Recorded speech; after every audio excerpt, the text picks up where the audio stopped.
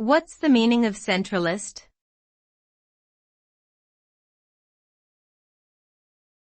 Centralist.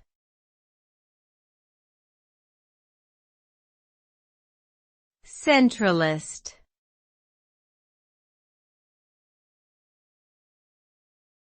Centralist.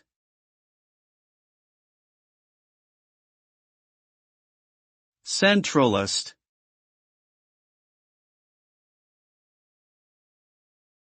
Centralism refers to a political ideology that emphasizes strong central government control over a country or organization.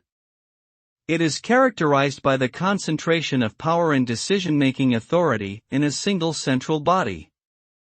Centralist governments often prioritize efficiency and order over individual liberties and local autonomy. The result of centralism can be effective policy implementation and efficient resource allocation, but it may also lead to a lack of diversity in decision-making and limited representation of minority viewpoints. In extreme cases, centralism can lead to authoritarianism and suppression of dissent.